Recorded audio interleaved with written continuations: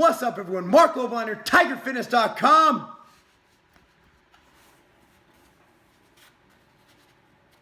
CEO MTS Nutrition.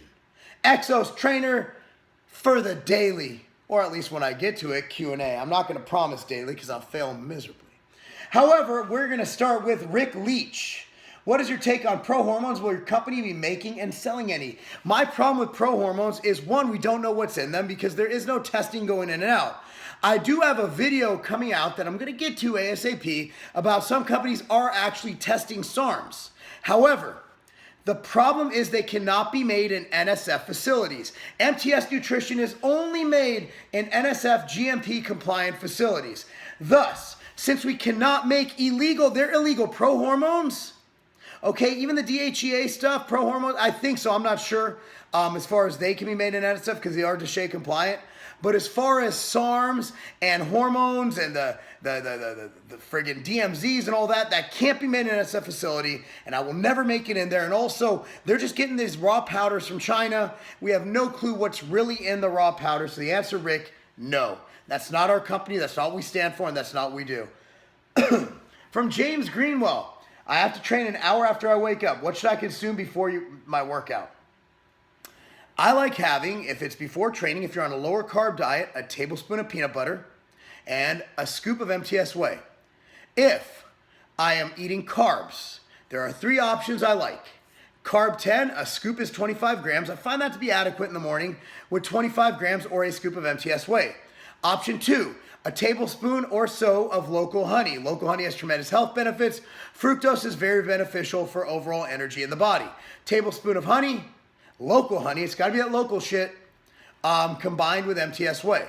Because what happens is the bees pick up the pollen and you microdose it and you help prevent allergies. Option 3 is simply MTS whey and a banana. Pretty simple. That's what I like to have. If you're low carb, MTS whey and a peanut butter. A tablespoon or 2 of peanut butter, depending on your macronutrient needs.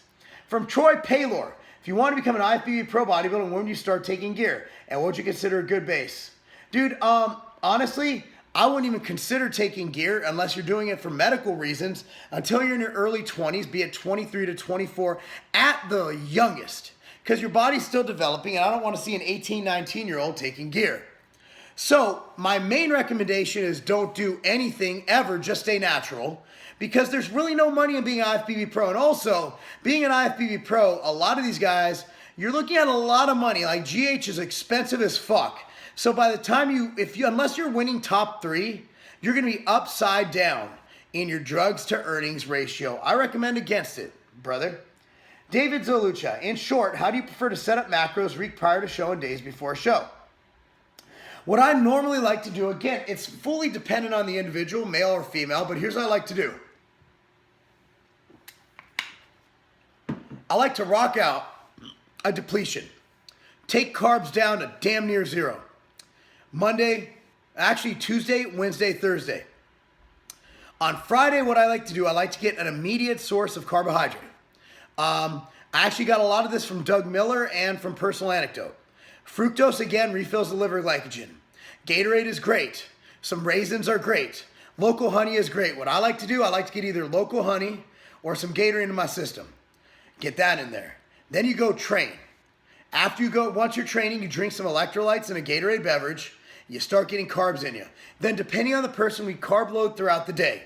My carb feed of choice is going to be sweet potato, mostly because of the high potassium content and electrolytes. My protein is going to be lower and my fat is going to be adequate.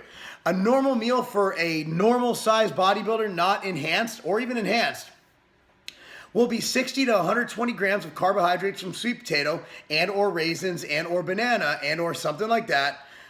In addition to about 3 ounces of protein from chicken or whatever, in addition to 1 to 2 tablespoons of almond butter or peanut butter or something of the like. Again, I customize shit to my clients, so that could be 10 different plans for 10 different people. You never know with me because I work with my people daily and I know it works well with their body.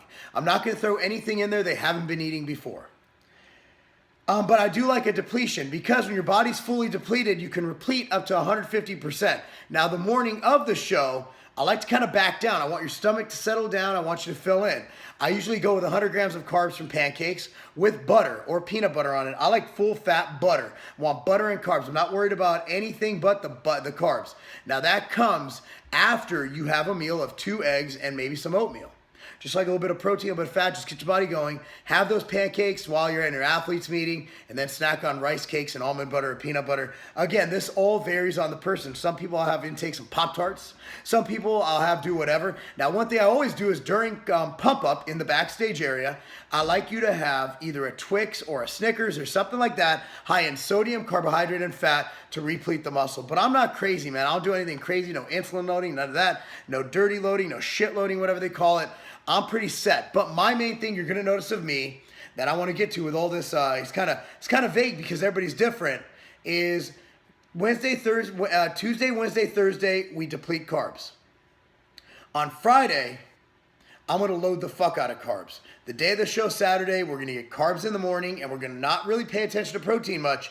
We're just going to roll into the show, and that works every single damn time. From Zach Holt, and also since I tailor it and I'm watching what's going on in your body, I can adjust it at any given time. The main determinant is sodium. I don't cut sodium. What I do is I make sure you have adequate sodium going into the event. Also, as far as cutting water, I don't do it. What we do is we switch from gulps to sips the night before. I don't want you being thirsty, but I also don't want you guzzling down a gallon of water because you're going to be hungry. Carbs are pulling water in from the muscle. I want you to just sip as needed. Zach Holt. What are the top 5 things you wish you go back and tell your 20 to 25-year-old self?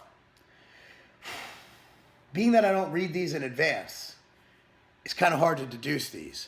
Number 1 would be don't overtrain. I know overtraining is bullshit. I've said it myself. Meaning don't train more than you absolutely have to get results. I might not need as much time in the gym to get the results. Minimum effective dose. I might need 6 times a week. But as I get older, more sore, and train harder, I need more recovery. Maybe I should look into backing down a little more than that. Number 2 is pay attention to micronutrients. I always have done this, but I do it more efficiently now. Number 3 would be travel with your supplements. I believe that when I'm on the road, I don't have all my machine greens, and I didn't have things like nectar, and I just didn't operate as efficiently, and I ended up getting sick. So basically, try to make traveling as similar to living at home as you possibly can. As far as business, balance business with family, and of course, number 5 would be go to marriage counseling 1 to 2 times a month. Mike Kleinholz, can you talk more about how drop factor can provide thyroid support? Forskolin is a very good ingredient at providing support for hormonal pathways, one of them being thyroid. So what it does, it supports you. Does it act as a T2, T3, T4? No, but it helps prevent your thyroid from completely shutting down during a diet, which can absolutely happen because you're on decreased calories and increased activity. So we want to keep that thyroid humming along as if you're eating adequate calories. From Mario Avila, what is the most valuable lesson you have learned through bodybuilding? Set micro goals to meet macro goals, meaning my goal might be to bench press 225 pounds on Monday. My main goal might be to build a bigger chest or to build a 48-inch chest or whatever. So the bottom line is to get to that 48-inch chest, I have to be able to lift this weight and go hard in the weight room. What bodybuilding taught me to do is short and long-term goal setting. That's what I believe bodybuilding can do to help everybody.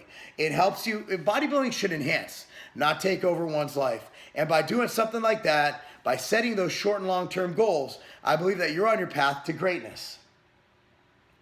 Lindsay Richard Clark, when blasting and cruising, is it better to time your blaster on your bulking phase or when you're in a caloric deficit? Honestly, I believe that it depends on your goals. But of course, if you're blasting, you want adequate nutrients. So I believe that the best time to blast would be during a lean bulk. But even then, I would still only aim to gain about 2 pounds a month. So I get really, really lean. I mean between 6 and 8% body fat, and then gain about 2 pounds a month. Maybe blast for 12 to 16 weeks. Again, that's for entertainment purposes only, speaking hypothetically. Dan Hawthorne, when will Pink Lemonade Clash or any flavor beside Blue Raz be in stock? I've read reviews say Blue Raz tastes great, but I want to get pink lemonade. Neither of them will be in stock. We'll have only Fruit Punch. However, it'll be the new formula which blows every other formula of pre-workout on the market away. This is by far the most expensive pre-workout to make. It's by far the most epic pre-workout, and it's just going to blow your mind, guys. Just wait. It'll be out in about 2 weeks. Same question. Thoughts on carb cycling and fasting? Well, I'm not a carb cycler. Some people love it. I don't like it because I don't like how you're doing low, medium, high, low, medium. I just think I think it's easier mentally to just be on a diet. Have linear things. Know that today I'm getting 200 grams of carbs, 200 grams more, 200 grams more, 200 grams more. And then after that, if you hit a stick point, we're able to lower it. I don't like the up and down of the low carb diet, of the carb cycling diet. I also think that you have your body where you go through mood swings. You're up and down, up and down, up and down. I like consistency. You already have enough stress going on as well. Is there any benefit taking DHEA supplement? I know anti-aging folks love it. Personally, I'm not a huge DHEA guy, but again, there's a lot of people who swear by it. When is Insurgent coming to Australia? Insurgent is in pill form. Until we can figure out how to flavor it, we can't get into Australia because TGA handles the pills. Because they're basically a pharmaceutical delivery in Australia. So we'd have to turn it into powder for it to be easily exported to Australia. And right now we haven't thought about it. We haven't done it. We have Barracuda powder for Australia. And for now, that's the test boost you get. Thanks so much for watching, guys. Until next time, that's not a game. So I'm looking at my email this morning. I get a mass email from one of the other sites that sell supplements that you're just a number to, right? They were bragging that one supplement line was free shipping. Bro, if you order over $99 in product in the continental US any day of the week, free shipping anywhere in the US, at continental USA, free shipping on orders over $99 at tigerfitness.com. Why even look at the other guys? And also, we ship from Vegas and Ohio. Most places in the US are a 1 to 2 day ship, and that's not a game.